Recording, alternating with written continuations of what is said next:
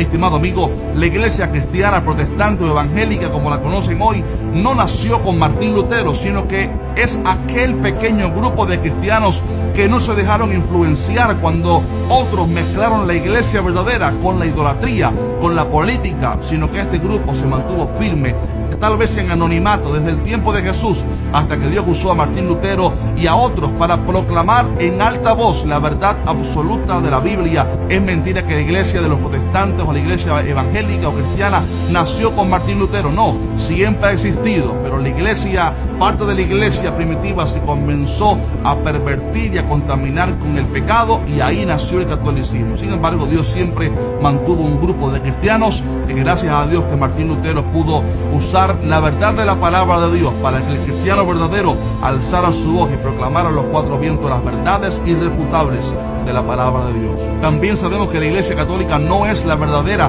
porque sus frutos y doctrinas no se parecen en nada a la iglesia primitiva, ni van de acuerdo con la palabra de Dios. Como dijimos en el principio del video, la señal que caracteriza a una iglesia verdadera no es su nombre religioso, sino sus frutos. La iglesia católica cobraba dinero para que el sacerdote católico perdonara al pecador. Si no pagaba dinero, no había pecado y no había cielo. La iglesia primitiva no cobraba nada por llevar a la gente a los pies de Cristo. La iglesia católica le pide a María favores para que éste intermedie delante de nosotros, ante Dios. En la Biblia no se ve en ningún momento a nadie de la iglesia primitiva pidiéndole un milagro a María, y ni siquiera se le menciona casi en el libro de Hechos. La iglesia primitiva era pobre, pero tenía el poder del Espíritu Santo y se caracterizaba por sanar enfermos, levantar paralíticos y resucitar muertos. La iglesia católica tiene mucho dinero hoy, pero le falta el poder y la unción del Espíritu Santo para predicar el evangelio con unción y obrar señales y milagros. La iglesia primitiva no tenía ningún tipo de amuleto, sino que oraban a través de la fe solamente, y el cielo se movía a favor suyo.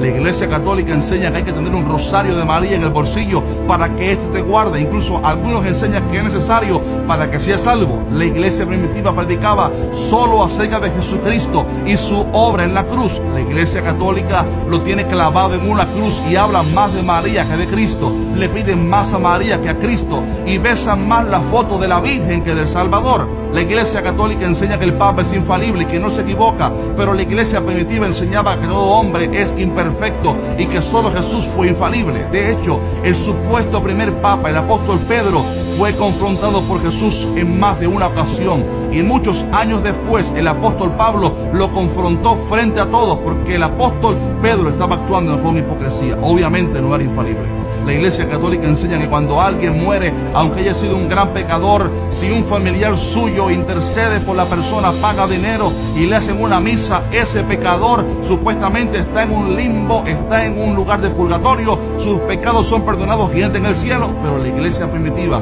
enseñaba que está establecido para los hombres que mueran una sola vez y después de esto el juicio.